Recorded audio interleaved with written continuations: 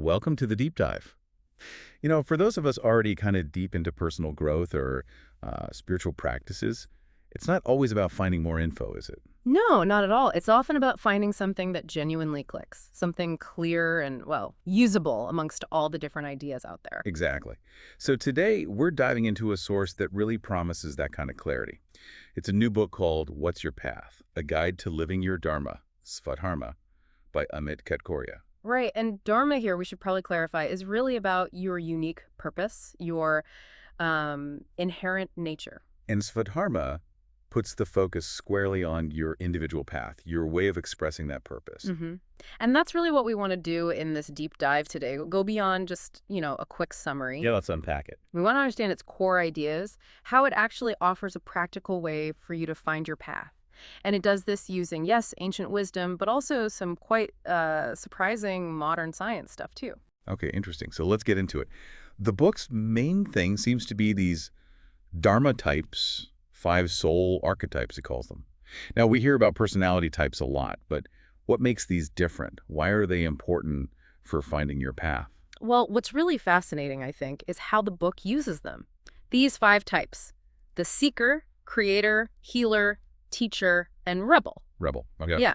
It uses them not just as labels, but more like mirrors for deep self-discovery. The real insight isn't just naming them, it's how the book shows each one has its own unique shadow side. Ah, the shadow side. Tell me more about that. Okay, so like a healer, their desire to nurture might actually turn into neglecting themselves. Or a rebel, maybe they find themselves constantly dissatisfied, fighting everything. Right, I can see that. And the book gives you tools, specific tools to work with that shadow, to integrate it. So it's not about getting rid of it, but transforming those maybe perceived weaknesses into part of your strength, part of your authentic purpose. It helps you really live your soul's calling by understanding the whole picture. That sounds, yeah, really powerful. Especially focusing on integration, not just identification. That feels much more actionable. Exactly. The description says it's more than a book, it's a transformational experience, and mentions powerful frameworks, guided reflections, meditative insights. So what makes it feel interactive? Is it just theory?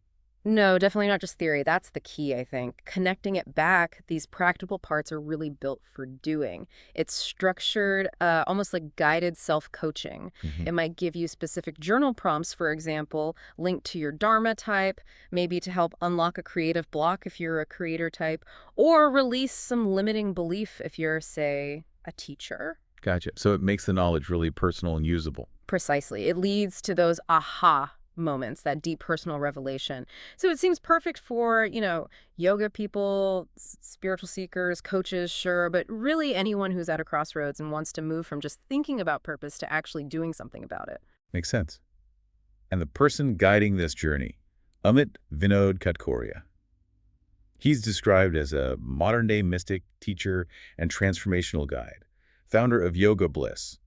What's his background? How does he bridge the old and new? Well, his approach seems pretty unique. He blends the ancient stuff, yoga, dharma, tantra, with really cutting-edge insights. We're talking neuroscience, epigenetics, conscious living. Wow. Okay, so not just spiritual ideas. Right. He shows how purpose isn't just something you find intellectually, it's something you activate in your whole system. His methods involve things like working with the chakra system, meditation, but he explains how balancing your energy can actually impact your brain, your neural So pathways. that makes Dharma feel more tangible, like biologically supported. Kind of, yeah. It's making it a lived reality, not just a nice idea. And he's apparently been doing this for over 10 years, guiding people, making these complex ideas feel really accessible. Okay, so wrapping this up for you, the listener.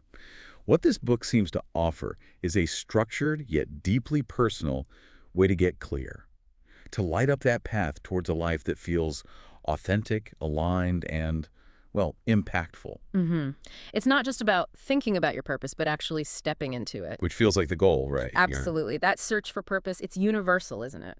And a framework like this, it takes it out of the abstract. It gives you a way to understand how your specific inner nature can connect with what you do in the world. So maybe something to reflect on as we finish up. How might figuring out your own Dharma type, including its shadow, not just tweak how you see your purpose, but genuinely empower you? Empower you to live that life of meaning, purpose, and sacred power that the author talks about. Something to think about.